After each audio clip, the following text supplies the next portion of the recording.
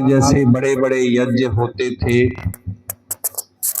खांडव प्रस्थ को जब इंद्रप्रस्थ बनाया गया तब भी बहुत बड़े यज्ञ का आयोजन हुआ था। उसके बाद उस युग में हम आ गए जिसमें आप और हम सब लोग हैं। कलयुग में आचार्य विनोबा भावे ने एक यज्ञ शुरू किया था, उसका नाम भूदान यज्ञ था। और भी जो परंपराएं थी वो थोड़ी थोड़ी संकीर्ण होती थी। ऐसे में स्वामी दयानंद सरस्वती ने आर्य समाज की स्थापना करते हुए इस यज्ञ को जन सामान्य के जीवन से जोड़ करके उपस्थापित किया। पहले केवल कुछ विद्वान लोग ही यज्ञ में आहुति दे सकते थे। आर्य समाज ने, स्वामी जी महाराज ने प्रत्येक गृहस्थ के लिए अपरिहार्य रूप से जिन 5 यज्ञों का विधान किया उसमें से एक यज्ञ, 2 यज्ञ, पहले ब्रह्म यज्ञ और उसके बाद ये देव यज्ञ आपने किया। आचार्य मनुदेव जी ने बहुत सारी बातें कही यज्ञ के संबंध में, पर मुख्य रूप से एक बात हमको समझनी है कि कृष्ण गीता में दूसरे अध्याय में कहते हैं कि यज्ञार्थात् कर्मणो अन्यत्र लोकोयम कर्म बंधना। और तीसरी बात वो कहते हैं कि देवान भावयता अनेन ते देवा भावयन्तु वः। हे मनुष्यों, इस यज्ञ के माध्यम से आप समस्त देवताओं को आहुतियां अर्पित किया करो, इसलिए कि देवगण संतुष्ट होकर तुम्हारे जीवन पर, तुम्हें, तुम्हारे परिवार पर कृपा करने वाले हों। दुनिया का जो व्यवहार है वो लेन देन से चलता है। आप दुकान पे जाएं तो आप लेते हैं फिर दे देते हैं, लेकिन दुनिया बनाने वाले का, देवताओं का जो व्यवहार है वो इसके विपरीत है, इसके उल्टे है। वहां पहले देना है और उसके बाद फिर प्राप्त करना है।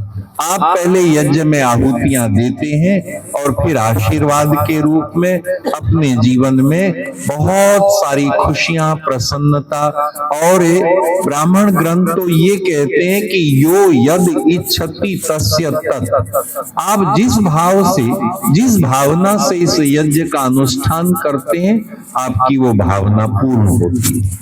याद होगा कि जब दशरथ के घर में संतान नहीं होती थी तब ऋषि श्रृंगी ने उनसे कहा कि आपको एक यज्ञ करना है। उन्होंने एक यज्ञ का अनुष्ठान किया और उनके घर में एक नहीं, 2 नहीं, 3 भी नहीं, 4 एक से एक उत्तम संतान का जन्म हुआ। आगे भी बहुत सारे यज्ञों का, कौत्स का, विश्वजित यज्ञ करने का, रघु का, अनेक लोगों का वर्णन ऐसा आता है। कुल मिलाकर के संक्षेप में बात यह है कि स्वामी जी महाराज ने इस पश्चिम उड़ीसा के क्षेत्र में जो यज्ञ, इस गुरुकुल को स्थापना करके शुरू किया था, अब वह यज्ञ 1 कुंड नहीं, 2 कुंड नहीं, सैकड़ों कुंडों में अनेक स्थानों पर हो रहा है। आज प्रतीक रूप में आप और हम सब ने उसमें हिस्सा लिया। ये यज्ञ की भावना ऐसे ही बढ़े। आप एक मंत्र कहते थे कि देव सविता प्रसूव यज्ञम प्रसूव यज्ञपति। प्रसूव का अर्थ होता है बढ़ाना, कि हे सविता देवता, हे सूर्य, हे जीवन देने वाले, सबके जीवन के आधार परमात्मा, आप हमारे इस यज्ञ को बढ़ाइए और इस यज्ञ का मान रखने वाले यजमान को भी बढ़ाइए।